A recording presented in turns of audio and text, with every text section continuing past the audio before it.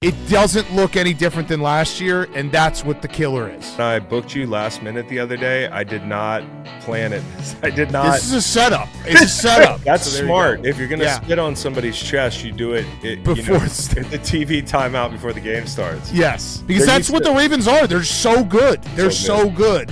And, yes, if you told me, they win the Super Bowl this year, I'd be like, yeah, that makes sense. They're one of the best 4 teams in the NFL. They can't win those big games. I hate to say it, but I was so impressed by JJ McCarthy. You got Josh. You also have Jamie Lee Curtis. And Sydney Sweeney. People were mad I didn't have Nancy Pelosi in there. I probably should have. She does have cannons. Okay. Look it up.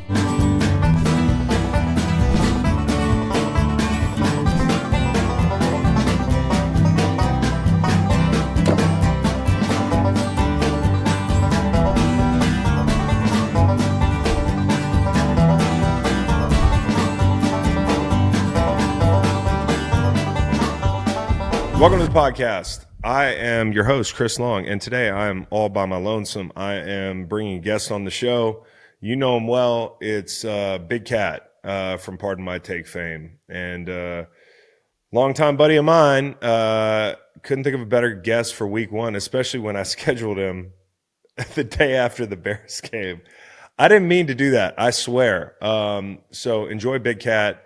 We will be back Friday with our gambling locks, Stanford Steve and Fax and Macon in studio going through the entire Sunday slate.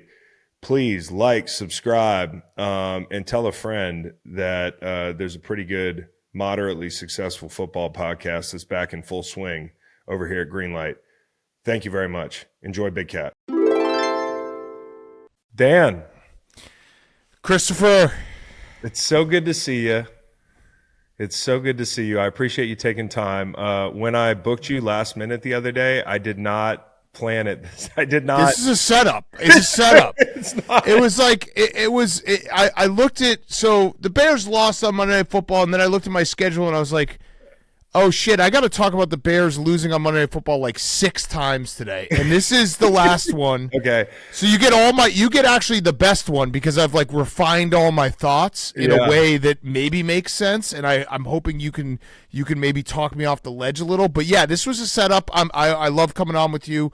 I love you as a person and a friend. But yeah, this was a setup. I love you too. It wasn't a setup. You were we were going to pull out the big guns at some point and get you on, but to be honest, who were we trying to book week one? Was it golly, I can't even remember. But you weren't. I'm only saying this to prove that it wasn't a setup. You weren't my first choice. Which hurts my feelings, but yes. So that was a nice, backhand compliment. Yeah. Okay. So Dan, take me through what it was like. I think y'all were doing a live watch in Chicago. Yeah. Throw in a Lucy. What's your intake, by the way, at this point in the season with the pouches? So many. All right, so let's take you through it. I cannot believe that Josh Allen had that comeback. That was insane. We should talk about that forever. That's all we should talk about. What an insane comeback. Josh Allen, can I ask you a question? Sure. And I'm going to try to filibuster as long as I can. Can you tell when you're watching as a player? Yeah. Can you tell when a quarterback is on easy mode? And we'll segue this into the Bears, but can you tell when a guy's on easy mode? Because that's what it looks like to me, is that Josh Allen is playing on easy mode. And by that I mean he feels like he's seeing everything so clearly, and every throw is on time, and every throw is where it needs to be. And it's just there's certain guys that I think Stafford kind of hits that sometimes where it's holy shit, they're just on easy mode right now. Well, I think what helps, with Josh is he's got one of the best offensive lines in football too. Yep. And that's the thing people don't give him enough credit for. I thought personally that the Ravens would get more pressure in that game, and they might have to manufacture more pressure if they can't get it with 4 in that matchup. But I think Josh is just in a good spot. He didn't even need Joshua Palmer and him weren't even on the same page until the third and fourth quarter. Yeah. There were moments where I was okay, they're not there yet. I think one of the best things was seeing Keon Coleman. I think he made a jump from year 1 to year 2. Obviously great run game. Everything runs through the back. So they got a complete offense. Do you remember last year before we started the season, everybody was oh, they got nobody outside. Yeah. And it really doesn't matter. That's what an MVP does. He elevates everybody. And the offensive line's a really good point because it is remember the meme that was going around, the Jamar Chase, Penei Sewell draft? Yes. When it was just like, get Penei Sewell, you can throw to literally anyone. Yeah. Get to Jamar Chase, and you don't have an offensive line, and you just never get it to him. Like, it does feel like if you have the quarterback and you build the offensive line, not to say that those guys aren't good on the outside for the Bills, but you don't need Justin Jefferson. No. Obviously, it would be great if you had him, but you don't need Jamar Chase. You need guys who can run routes and be on the same page as Josh, knowing that he's seeing the field the way he's seeing it. And also, to extend the filibuster, I want to talk about how all the guys outside are unselfish because not that Diggs was selfish, but like he was. When you have, like a healthy, I'm a number one wide receiver in the NFL. Like, I'm inherently, I want the fucking ball, and I don't blame you, bro. But like, if it's Keon Coleman and Shakir and it's Joshua Palmer, they're all happy to be there, man. So you don't have that element of, I got to force feed this guy, which is also really nice for Josh. And he's happily married, as Chris Collinsworth pointed out during the broadcast Sunday night. A couple times. All right, let's talk about the Bears. So, yes, I was live watching. Good news is I actually did see this loss coming from a mile away, and I know that people can say that, but I've gone into this season being like, I am going to have patience. I am going to not get overexcited.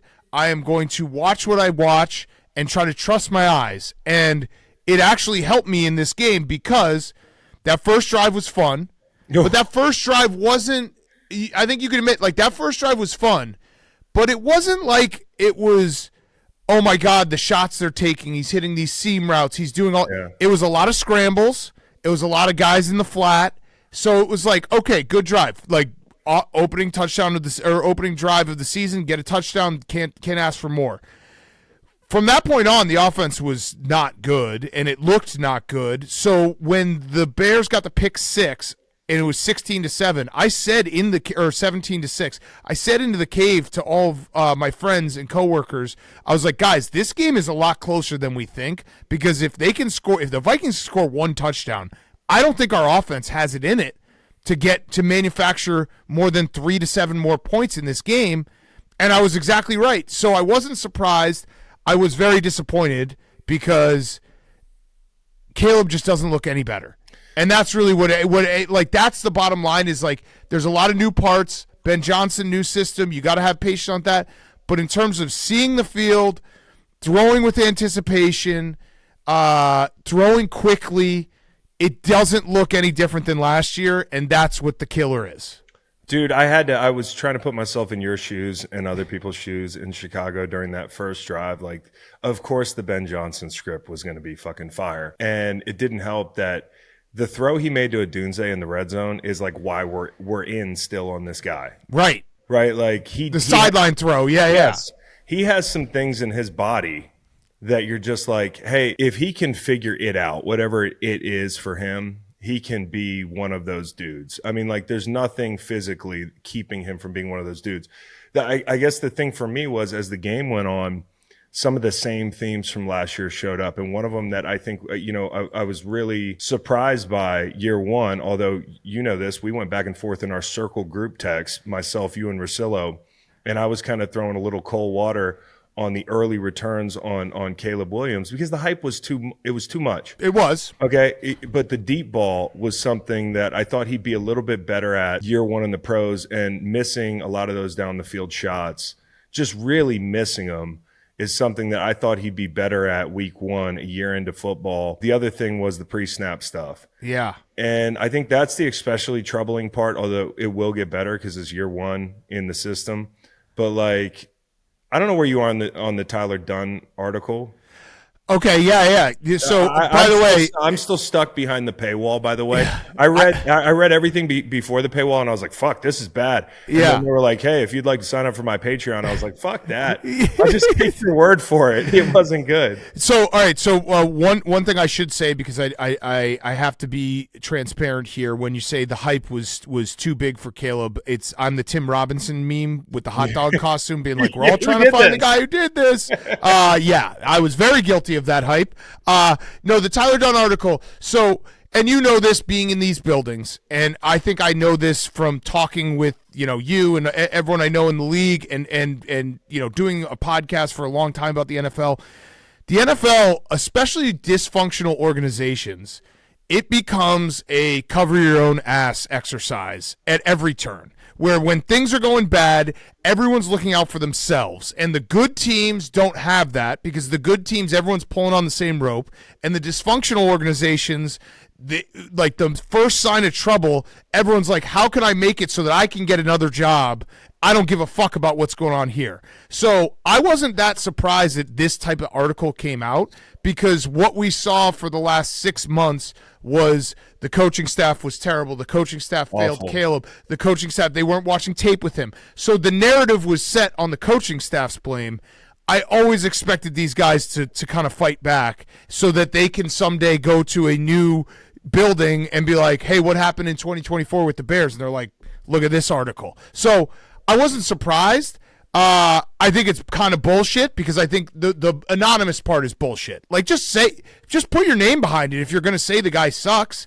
And he might suck, so you might end up being right, but just at least own it. Could you imagine if that was the way things worked, and like coaches were yearly just dumping on players at the places they left? Right. But or you like know how this old works. Teammates, like receivers being like, yeah, that guy fucking sucks. Yeah. Like if Devontae Adams was like honest about what he felt about Jimmy Garoppolo, and we didn't have that big kumbaya moment when they got back together, like it would be a lot more interesting. Yeah, but you know how it works in these buildings and around the league. It's like fucking high school with the gossip. Like if a team is out on a guy, everyone in the fucking league knows it. Yeah. You know what I mean? They tell everyone, they tell all their friends. It's not it's a big league, but it's not. Like everyone has, their webs everywhere. And I was here at college, whatever, with other guys. So word gets around. So I'm not shocked that this article came out. I do think it was a little bit of bullshit with the anonymous stuff. It's not like we were like state secrets or WikiLeaks. It was just like they think the guy stinks.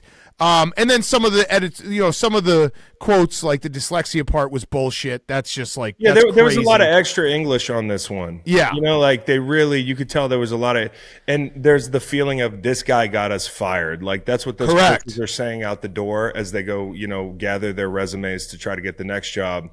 And I do think it was like the anonymous stuff is pretty unfair, but I think it's a larger thing where it's like, dude, just a year ago you were evaluating this cat. Right. And you had a choice of anybody in college football, including Jaden Daniels and the other quarterbacks, or you could pass on it. If you didn't do your homework, either this guy totally did an about face and was everything you said he was in the article, or he's always been a little bit like this. And in that case, then why didn't you do your homework? It's like with the Anthony Richardson thing. Like people want to shit on Anthony Richardson. Like Ballard and them picked a project. Yeah, they couldn't see it through to the end. So it's sour grapes. And it's also it speaks more.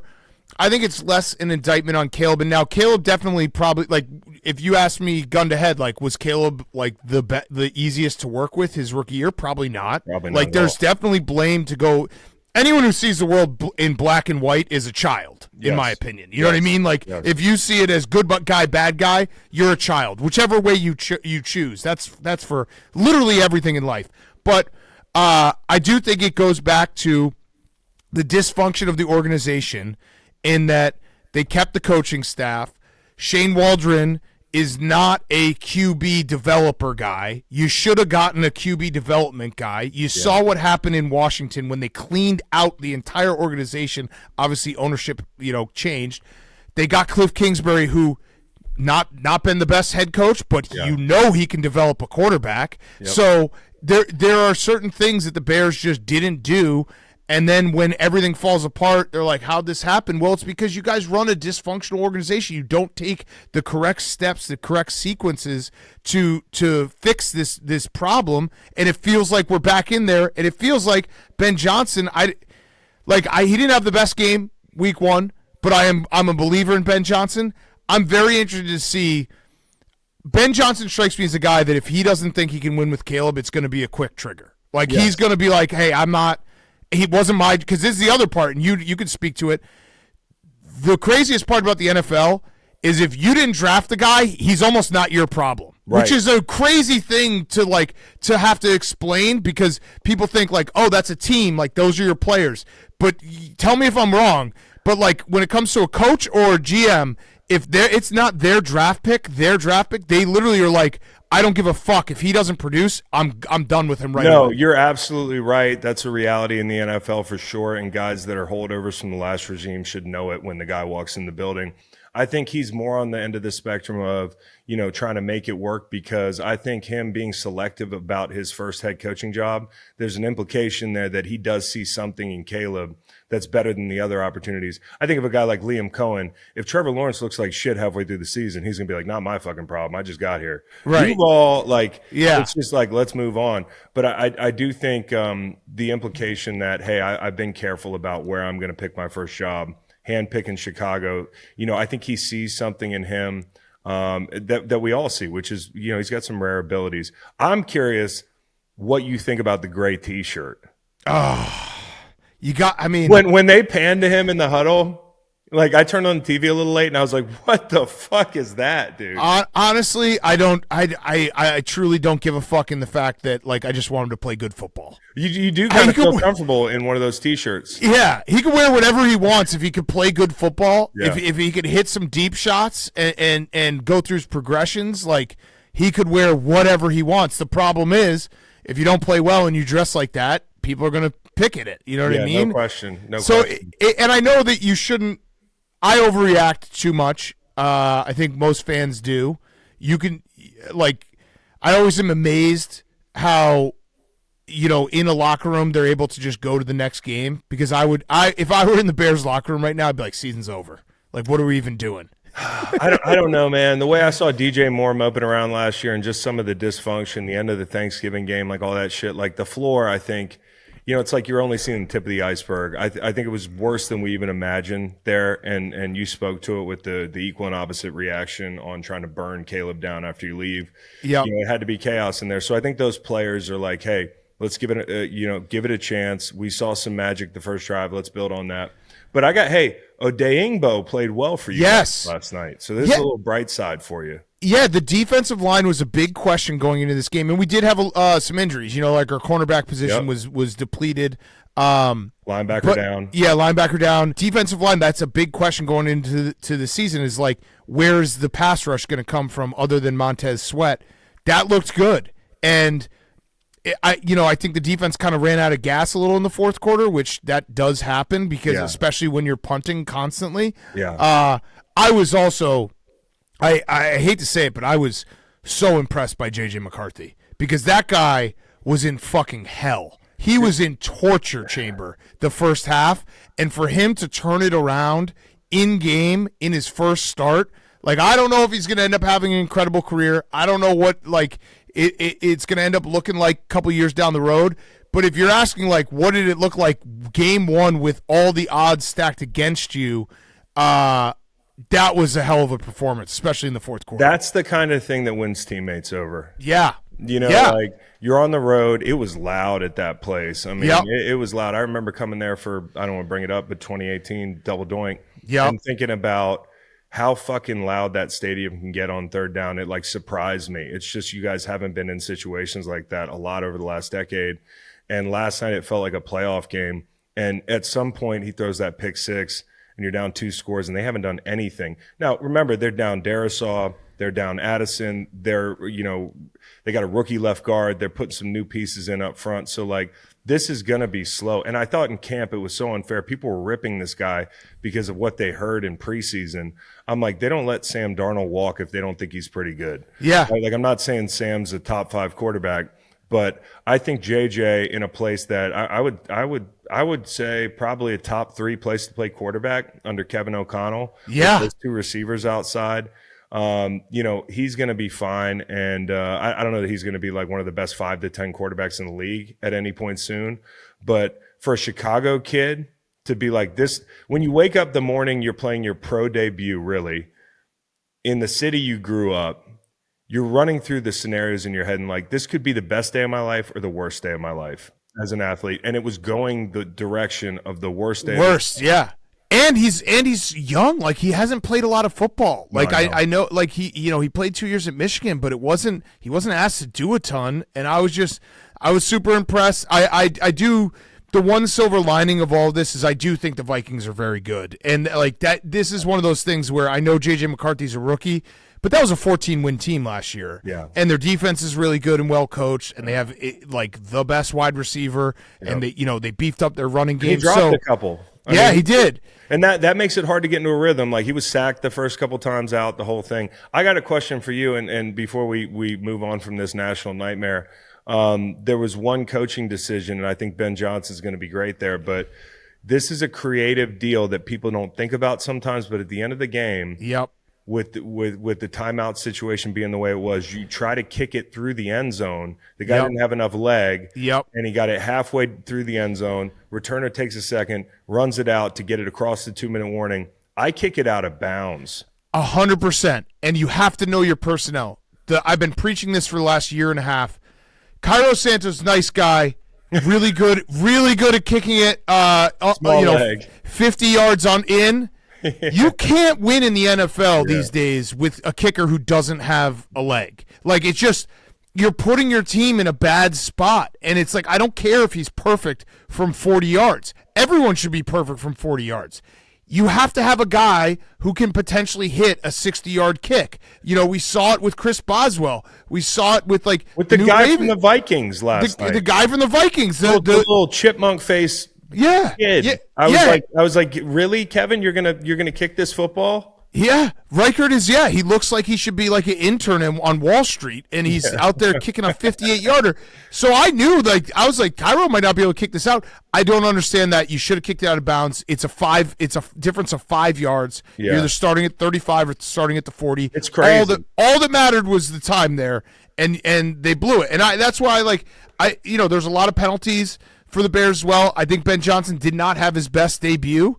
But again, it's like, you got to trust that he's going to be the difference maker long term. Whether or not that includes Caleb, I don't know.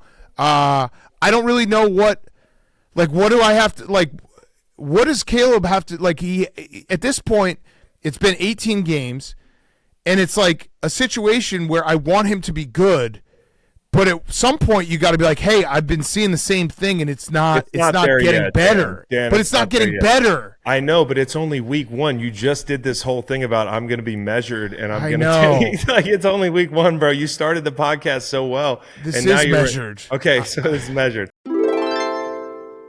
We got to give some love to BetMGM. If you haven't signed up for BetMGM yet, use bonus code Greenlight and you will get up to a $1,500 first bet offer on your first wager with BetMGM. Just download the BetMGM app and sign up using bonus code Greenlight. Deposit at least $10 and place your first wager on any game. If that bet loses, you will receive up to $1,500 in bonus bets when using bonus code Greenlight at sign up. Then get access to second chance promos, odds boost tokens, same game parlays, BetMGM original bets, and so much more. BetMGM, make it legendary. All right, so I want to discuss some of the good teams. Let's talk about your tiers here, because I saw your tiers came out this morning. Juggernauts, you've got Eagles, Bills, you've got Packers. The first thing I want to ask you is Mahomes is catching points at home for the second time in his career this Sunday against the Eagles. We saw those two teams what felt like 2 weeks ago. Yep. I'm wondering if you have concerns about either of those teams and how you think that matchup goes. Jalen Carter, is he playing? Is he suspended? He's not suspended, correct? Florio said that the suspension is still on the table. Oh, because that obviously makes a huge difference. You saw it in the Eagles' defense. Makes a big difference. Oh, wait. We got breaking news. Hold on. What happened? Okay, Jalen Carter's playing. Okay, good. So he got fined $57,000. This is from Adam Schefter like 2 minutes ago. $57,000 for spitting on Dak Prescott. The league also says the game he was ejected for will serve as a one-game suspension. Oh, because he never played a snap. He never played a snap. That's smart. If you're going to spit on somebody's chest, you do it before at the TV timeout before the game starts. Yes. That's next level. That's next level by my guy. That's smart. I don't think the Eagles' secondary is there yet. The Cowboys kind of had their way with him in that first half. I still think that, like, the Chiefs, I don't know. Like, Mahomes doesn't look like he did when, he started. Like, I think bro, I just want to say this. I think he's fine. No, I think he's fine, but it's not the same. like out of this world. And I would say probably have to take the Chiefs just because back against the wall and they have the championship DNA. But remember, the Chiefs won a lot of one-score games last year. And it's like, you know how this works. It could just lost one. Yeah, it could be the luck of the bounce of the ball sometimes is like a difference between a 10-7 team and a 14-3 team. So I don't know. Like, I'm not saying that this isn't going to be their year. Yeah. But I want to take the Eagles, but I feel like I know better. You got to take the Chiefs. Chiefs needed to be a lower scoring game. And I think when you look at the Chiefs, they'll be fine offensively as the year goes on because they'll get Rice back. You know, the screen game's non-existent right now. They haven't really run the ball. Worthy's hurt. Simmons, the left tackle, like that's the one thing I came away from that game saying he'll have better protection this year. The thing I worry about is the defense. And the Eagles, the last time they saw each other was, which again feels like just yesterday, you know, they put up 40 before they blinked. And so, you know, I kind of worry about the Chiefs defense this year. You got the Bills up there. That's no surprise. I thought they were going to get torched, and they did, and they still won. Yep. Yeah, I mean, Josh is just like, he's in that level now where it doesn't matter who they're playing, when they're playing it. Defense doesn't really matter. He's going to give you a chance to win. It's like the Warriors. It's like remember it's like watching NBA teams. Like there's no lead that's safe. Right. You know, it's like Big 12 football out there watching those two teams. And then you've got Washington, Tampa. Yep. Good job on Tampa. I'm with you. Yep. And LA is Super Bowl contenders, and obviously the Ravens are Super Bowl contenders as long as they have a 3-score lead. Is there anybody in pro sports that the Ravens resemble to you, or in college sports? Ooh. They might be Georgia before Georgia broke through. Before 21 and 22 or whatever. Yeah. Yeah. Where it's just like, this team is so good, why can't they just do it? You know? Because that's what the Ravens are. They're so good. They're so good. And like, yes, if you told me like they win the Super Bowl this year, I'd be like, yeah, that makes sense. They're one of the best 4 teams in the NFL, but they just can't. I don't know what it is. They just can't. They can't win those big games. I think it starts to be mental after a while. There used to be a verb, Clemsoning. Yep. And then Clemson got good too, and so that's not as fun anymore. But I would liken them to those two teams. Georgia was at the top of mine too. Under cannons, you got Josh. You also have Jamie Lee Curtis, and Sydney Sweeney. People were mad I didn't have Nancy Pelosi in there. I probably should have. She does have cannons. Okay. Look it up. Search it. The picture on the beach. Cannons. Dude, can I just got to say this, and I've been waiting for the right person to have this conversation with. I cannot believe that Sydney Sweeney is this generation's, like, I just don't see it. What do you mean? Okay, I guess it's all in the tier, I guess. Well, here's the thing. I think that what you're missing is that, like, tits are back. Like, we had a run of asses. Yeah. And I think tits are back. Like, big tits are America. Well, the last run's not over for some people. That's all I'm saying, okay? But I just think you got to get with the times. Like, they had a nice run where it was like asses. Now it's like, no, tits are sick, dude. Okay. All right, cool. So then this relates to my next question. Daniel Jones may be a Hall of Famer. That's one tier. And then if you look down at mega ass cheeks, extra booty stink, we got the fins. Yeah, it's over. Do you remember some of the? I mean, like, listen, I've been, my legs are tired from taking victory laps, so it's not one of those things. But this one, you don't really get a victory lap. Why not? Because I was having a little bit of fun with Tuanon. You were getting bothered by Tuanon. I'm a troll at heart. You get a mini victory lap. Well, now, can we take one together if you didn't think he was actually good secretly? No, I don't want to say that I secretly thought he wasn't good. I thought he's serviceable, but now it's fallen apart. And I bet the Colts on Sunday. Baby. I knew that the Dolphins were my bad vibes team of the year. Yeah. Like going into the season. Yeah. I was like, I'm looking at the teams. Everyone's saying Saints, Giants, worst team in the league. I was like, it could very well be the Dolphins because that feels like a situation that is falling apart and will continue to fall apart. And yeah, Tua, I don't know what it is. Like, he's lost. He used to be good with he's never had the strongest arm, but his timing used to be good. He used to be able to hit some of these plays. He was so bad on Sunday. Well, I feel like somebody from Tua on Sunday tweeted out like, hey, to all the Tua haters, you were right, good shit, or whatever it was. And I was like, hey, the long national nightmare is over. The war is over. Like we took some casualties, Yep. In the Battle of Denver and everything, but like ultimately we won the war, and it was one of those things where I felt gaslit for the better part of 2 years. Where have you ever had a take where you were like, I know I'm right, but I got to sit through this. Like I got to see it through. Like I got to wear it, some Sundays, because people don't see the big picture sometimes. Like, have you had a take like that before? Yeah, I mean, Russillo and I disagreeing about. We've had two big disagreements in our friendship. One was Cliff Kingsbury as a head coach, and one was Jared Goff. And I got upset about it, Jared Goff, because he was just like, yeah, he stinks. I was like, no, he fucking doesn't.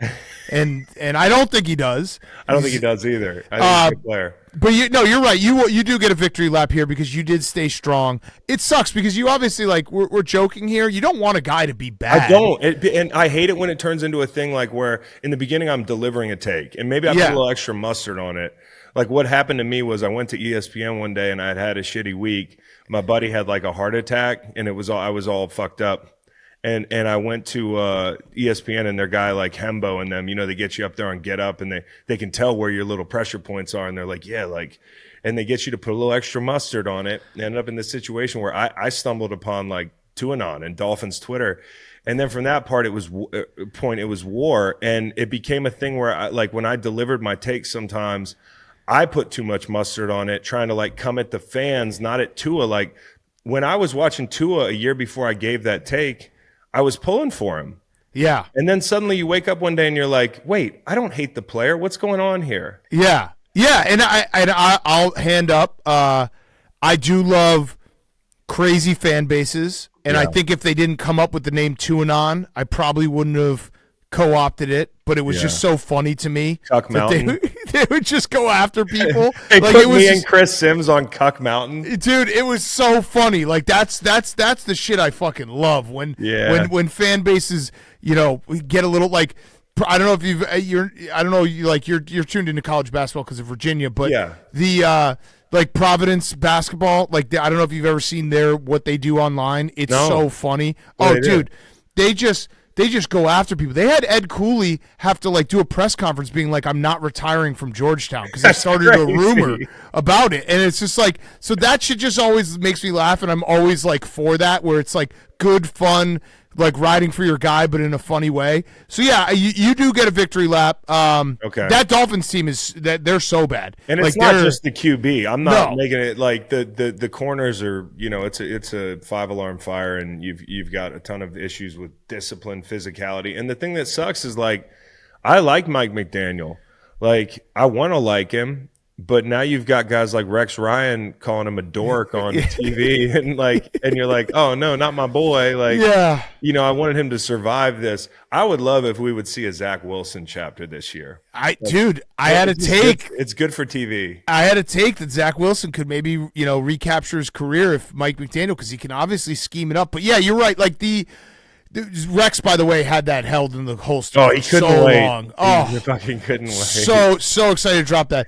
I do think there's a level. I'm sure you've been coached by these guys where it's they're incredible football coaches, but they're not head coaches. And Mike McDaniel might be a head coach again after this, and he might be good. But even Dennis Allen coached a great defensive plan against the Vikings on Monday night. Dennis Allen is statistically one of the worst head coaches of all time.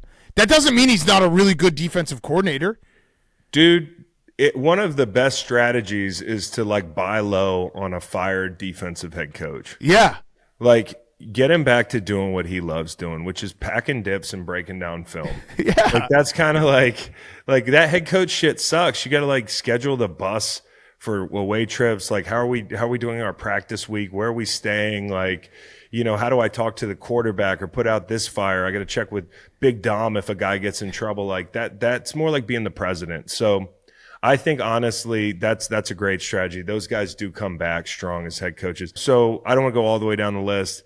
But my question to you is, was there a team that you were wrong about week one and you're kind of wearing it? And the other way, was there a team that you're most proud of their performance because of a take you gave? I'm a little I was wrong about the Giants and the fact that my take with the Giants was going to be they weren't going to win a lot of games. They weren't going to be good, but they were going to be in a lot of games. Yeah. And I guess they were kind of in that game against the Commanders, but they really weren't. Russ just isn't it. Like, they need to just move on. And then I did say I had the Titans as, like, my upset pick of the week. They were in that game. I'm not buying all the Broncos hype. I think their defense is awesome. It feels too convenient. I also think, like, Bo Nix was awesome last year. I think that he has some limitations that can be exploited at times. Yeah, pressure. Yep. And then the Chargers. I've always been a Justin Herbert believer. I know he's like maybe the most toxic, discussed quarterback online besides Tua, but I've always been like he is the guy. It's just he's the guy. Like he is 100% a top 7-10 guy. And it will happen. And that Friday night game, he was out of this world good. I think, and that's to answer my own question on my end. Like the Chargers, because of the Slater injury, I was teetering on like picking somebody else in the West. I didn't do it. I don't regret that. Like I'll still take the Chiefs because I think they get better eventually. But the Chargers look like a team that had waited all summer to kick their ass. Yeah. Like, that was personal, and I love Herbert, dude. Like, you get tired of defending, him against the haters when the final result isn't where you'd like it to be to justify it. I have a theory on Justin Herbert, which is that like there's a psychological element to people's analysis of him. There is with every quarterback, but like he's that classic toolsy quarterback. Yeah, he's prototypical, tall, good hair, big arm, white guy, like that whole thing. And people get fucking tired of seeing guys get multiple swings at it with those tools and nothing else. Yeah. And so I think he got kind of caught in the crossfire of like, well, he hasn't done anything. Like we're all just in love with the tools. But the tools are real with this guy. They're tantalizingly real. And he has top 10 tools. He just hasn't been on teams that, in my opinion, are perfectly set up around him. And like the Staley era was terrible.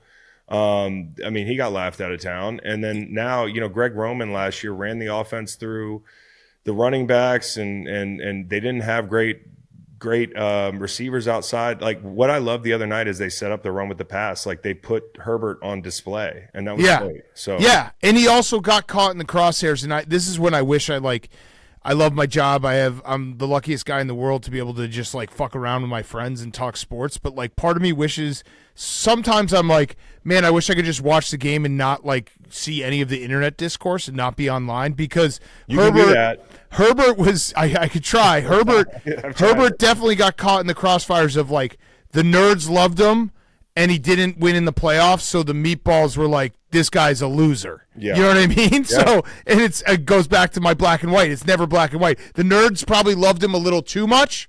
Yeah. And the meatballs probably hated him a little too much.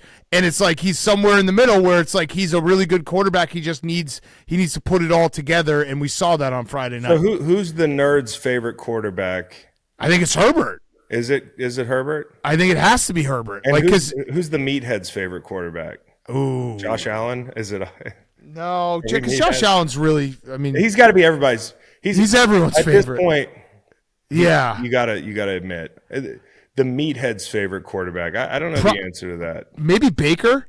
And I don't say that in a bad way. Like Baker's just, he is like the way he just runs over people. He's such a gamer. He's such a tough dude. Yeah. It might be him. And he's also like had a lot of adversity in his professional career. And it's like he's fought through that. I think it might be Baker. Which NFL quarterback's most like Ryen Russillo?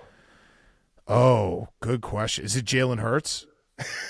I don't know. That's my segue into asking about Ryen Russillo. Yeah, I think it's Jalen Hurts. Like squats so much. Cares about his body. Ryan doesn't squat that much. He benches. He almost died in his squat machine. He squats so much. Squat enough. Yeah, he cares about his body. Quiet, stoic leader. Yeah. Kind of like. I feel like Jalen Hurts is like he's got like almost like an inside like the thing I love about Russillo is he's got almost like an inside dialogue, inside joke with himself that's always going where like he's like making himself laugh and like he's a very funny guy. Yes. And I feel like Jalen Hurts might be like that too, where he's He's not like doing like crazy press conferences, but he's like laughing to himself, being like, "Well, that's ridiculous. Like that's stupid." That's pretty good. Yeah, that's pretty good. Okay, so how do you feel about being like? Are you coworkers with Russillo now? Like, I'm not up on sports media biz, dude. Yeah, I mean, kind of.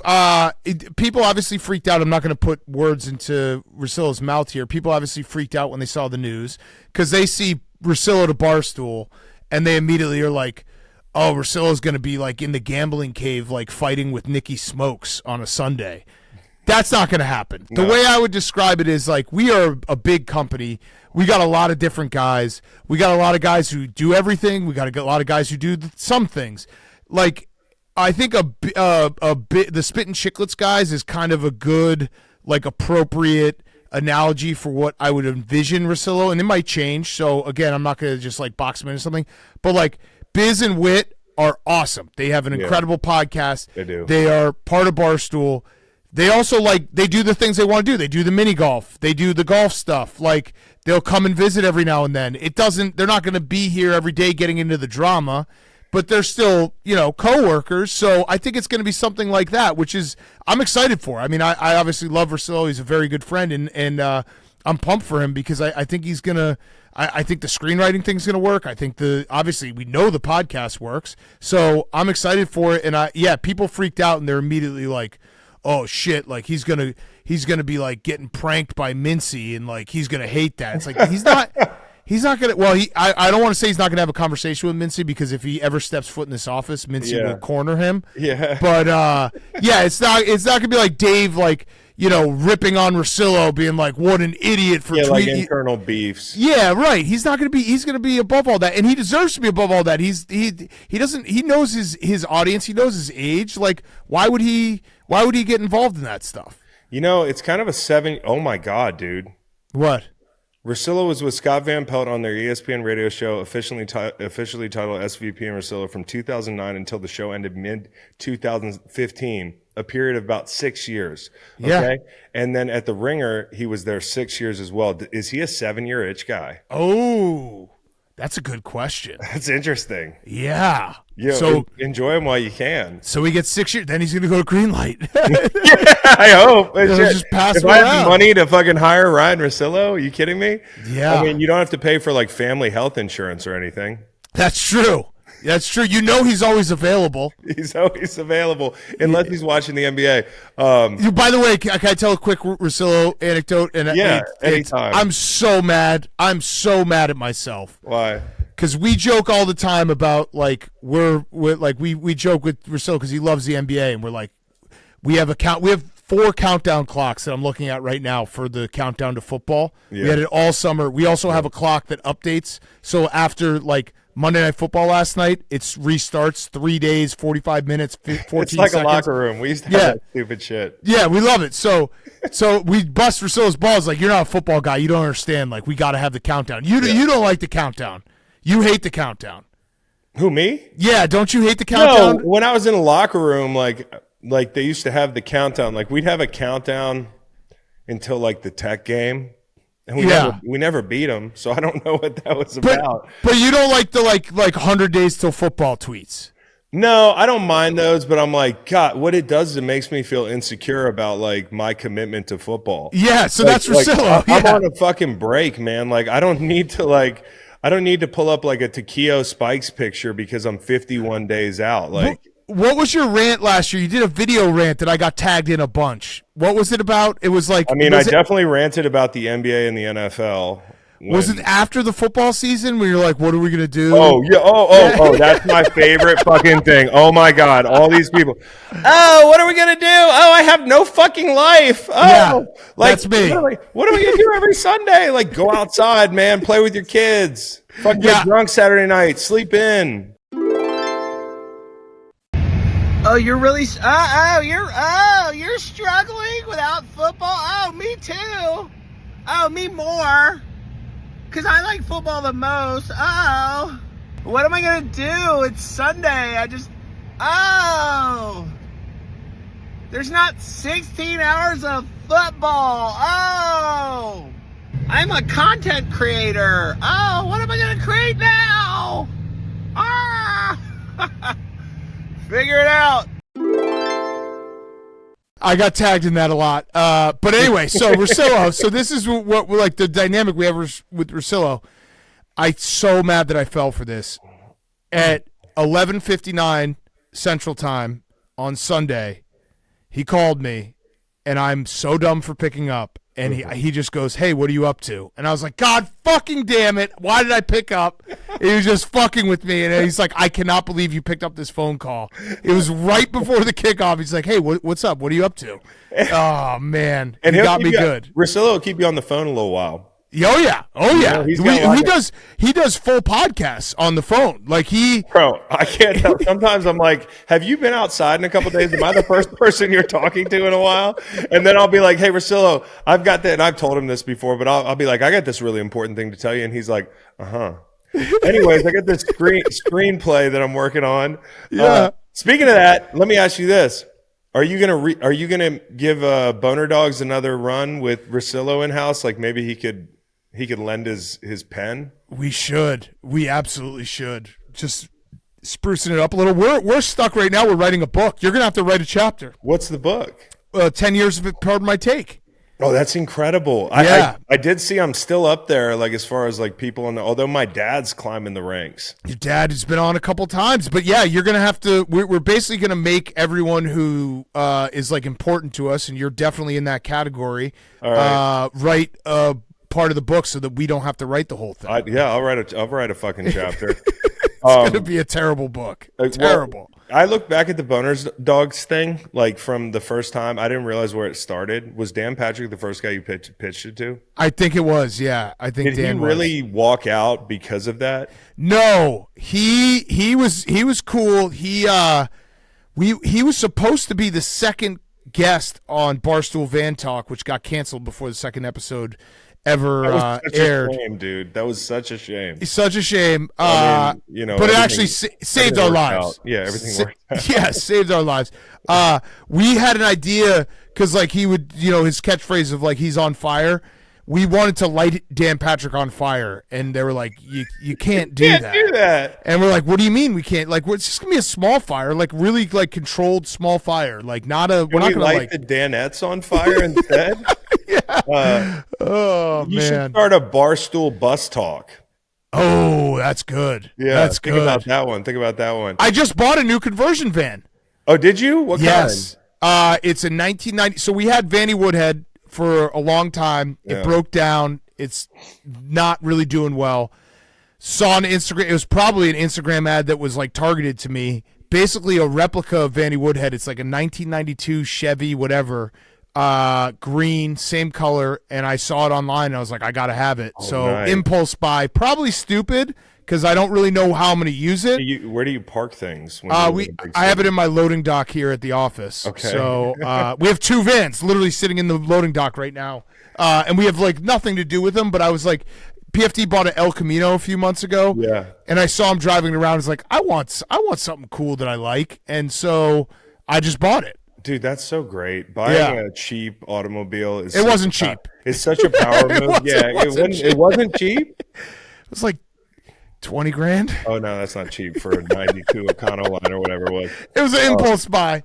All right, so the other thing I want to talk to you about is this. Like you said, 10 years you've been doing this. 10 years at Pardon My Take. Amazing run. I don't see it stopping until you're gray and old. And that makes me wonder, like, when will you stop podcasting? It's a really good question. I think if I had to be like fully transparent and honest here, I think there will be a time in the next, I will say, let's call it 2 to 4 years, that I will start to wind down a little bit. And when I say wind down a little bit, I mean like right now, I don't have free time. I just don't. The amount of stuff that I have to do, all the shows I have to do, it's kind of ridiculous because it's just like I'm pulled in a million different directions. And I also do think there's like an overexposure factor. Like I don't think anyone wants to listen to me this much. Like it's like I last Friday we did. I looked at it, and between live shows and shows that were released on Friday, there was 10 hours of me doing stuff. That's too much. Yeah. That's too much shit. No one wants to hear me talk for 10 hours. So I think in the next few years, I'm going to start winding down a little. But the winding down will be to just do Pardon My Take. Do you know what I mean? Yes. So that, and I think that will give me the juice to keep it going for longer. And I honestly, like, I know it sounds ridiculous, but like, I will do this show for as long as PFT and Hank want to do this show, because the alternative is inviting PFT over to my house on Sundays and watching games with him and just sitting there and doing the podcast. You're going to do it anyways with no microphones. So like, cause I love watching ball with them. I love them. Yeah. So, I hope that we get to a day. Like I do think we'll get to a point. I used to always be nervous about like when I'm washed up, so to speak. And now I think I'm at like a point where it's like, all right, like if we're doing this in 5-10 years, let's say, there'll probably be some people that will make fun of us and be like, these guys are old and they're out of touch. And it's like, but if we still have a core audience, what the fuck do I care? Well, your like, core audience is getting older. True. And if they're not transitioning to the ringer, then then you got it made, dude. You got a whole army of AWLs that are going to follow you into your 50s. And I'm kind of like, I'm just saying, like, what does it look like when you're 55? Like, I don't know. I honestly, I think about this shit, and I haven't been at it near as long as you. I think the real answer is, if I'm lucky enough, I would love to do it until my kids are out of high school, because then it's like, then you get to a point where you're like, all right, I want to. Yeah, but the real magic starts when they're out of high school and you don't feel like you have to answer to anything anymore. True. And you're just like, I can't embarrass my kids anymore. Yeah. Like, you know what I mean? Because that's the thing that started to keep me in between the lines is like my kids now, like Waylon's 9, like kids are on YouTube. They're going to, you know, he's going to hear what I have to say. Oh, yeah. That shit's in my head. Oh, yeah. Dude, I've joked about it before, but the drug talk you have with your kids, I am so fucked. When is that? I don't know, but I know that I'm fucked because my kids will be able to pull up so many clips of weed, mushrooms, cocaine, anything, and just be like binge drinking and be like, hey, what were you saying, Dad? Yeah. And so my drug talk will literally be like, just try to be safe, okay? Just be safe. Be safe. When do you have the drug talk? When do you tell your kid like what that smell is? I don't know. Probably like, well, now I don't know, because like, remember when we were growing up, it's like weed was like, oh my God, like, oh, I got a gram of weed. Like, this is crazy. Now it's, there's a fucking weed store on every corner. The problem is though, now the weed's really, really strong. Yeah. Where like way when we too were kids, strong. you couldn't get in any trouble with a gram of weed. Like now, like that shit can fuck you up. Like 30%. I'm looking for the mids these days, bro. Yeah. Big time. The other thing I have is age dysmorphia, and I'm starting to realize it watching, like, you sat down and interviewed Ben Johnson. Yeah. And like in my head pictures, he's older than me. Yes. Because dude, no. All right. So mature.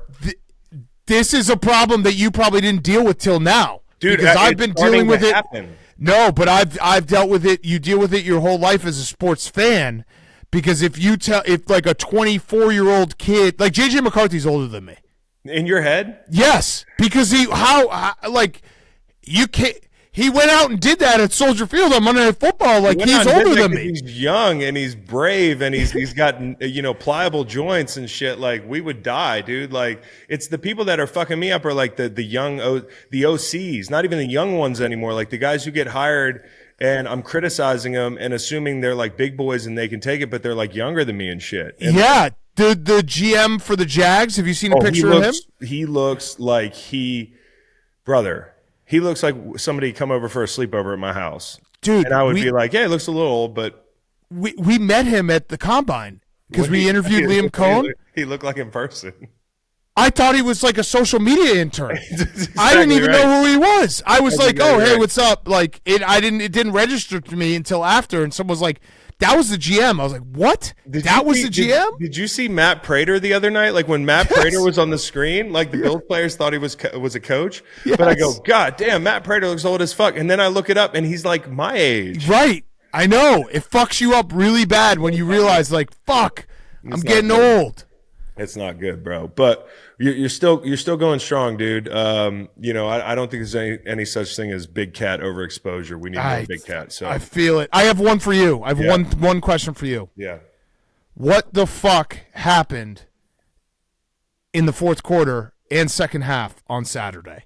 You guys fucked me so bad. I had Virginia in that game, and they had so many chances to cover that spread. Can I tell you a dirty little secret? What? I was spending my Saturday at the flag football fields, and I didn't even have to ride that wave of sorrow, dude. Like, well, I've been beaten into submission. So, like, they tell me Virginia is going to be good this year, and I believe it. I went to Coastal Carolina. I had Robert Quinn and William Hayes up, and we went and sat in the upper deck, like at the very top of the stadium, like near the corner, and watched them beat the shit out of Coastal Carolina. And NC State's like always a tough matchup down there. Like, that's a good program. Yeah. So I'm just happy we were in the game, man. Like, I didn't see exactly what happened because I was watching, my 6 and 9 year olds play flag football. And here's the fucked up part. Now my schedule with flag football is like we got an 11 and like a 2 every Saturday. So what I'm doing is bringing my RV to flag football and parking in the parking lot, and like we're all hanging out in the RV. I'm gonna have a cooler with beers and shit and college football. That's awesome. So that's going to be my Saturday from here on out. I did not see Virginia. I'm sorry that you jumped on the hype. I got to be honest. I didn't see him either because I was with my two oldest kids. I wish I was at a flag football field. I was instead holding them down while they got their flu vaccines, their flu shots. And I was like, it was already one of here. those, You've gone woke. Yeah, I've gone woke. It was one of those dad moments where I had to like any day now. I had to control my rage because it was like I was holding my kids down to get a shot. Yeah. While losing Virginia. So like they were like after the shot they're like, we get ice cream. I'm like, yeah, but I was like still upset about the Virginia, not the shot. And they were like, I could feel like I had to take a step back. Upset. I had to take a step back and be like, all right, let's just enjoy the ice cream. Let's have a nice Saturday. Let's not let Virginia collapsing like ruin your whole mood. But there was a moment where I was very testy, and I was just like, I gotta remove myself from the fact that I'm losing money on like 18-year-olds and be in the moment with my kids. You can't let sports fandom bleed into parenting. It's happened for me a couple times. Like my kid knows that I gamble. They don't fully understand it, but like he's always on the other side of every game. Yeah. And eventually I had to be like, hey, can you shut the fuck up? Yeah. Yeah. That's why I tell my kids when I bet the over, because then it's understandable to them. I'm like, we're rooting for both teams. We're rooting for all the points. That's safe right there, dude. I might have to start betting the over. Yeah. Dan, appreciate you coming on, dude. Thanks for after a really long week 1 slate and everything that follows, spending time with us. Of course, love coming on, and we'll have you on PMT soon. That's pretty much why I did this, is because I knew that like in 2 weeks I'm going to be like, hey Chris, can you come on? So I can't be like, oh, I can't do your podcast, but can you do mine? I would happily come on and talk to Max about the joys of the institution we call marriage. Congratulations. Yes, congrats to Max. His bachelor party. You're invited to his bachelor party. Where is it? He's doing a bachelor party with his friends. We're gonna do a PMT bachelor party. I'll go if you guys are there. I had the best night with PFT at the Super Bowl. It involved mushrooms in Vegas, and we went to those were my mushrooms. Yeah, they were pretty damn good. They had me. I stayed on 14 at the blackjack table in front of SVP and Stanford Steve. That's how fucked up I was. And then we met Mark Davis by the fountains at the Wynn. It was an incredible night. So I can't wait to get back with y'all boys. You keep me posted on that bachelor party. That would be actually awesome. We got to get, because it is going to be like PFTI. We told Max, we're like, whatever you want to do, we'll pay for it, and then bring a couple of our friends. That would be awesome. Ooh, Ryan. Yeah, Ryan would be great. He'd be great. We'd end up on life advice, but I can handle it. Okay, that's no problem. All right, dude. Good talking to you. See you, man.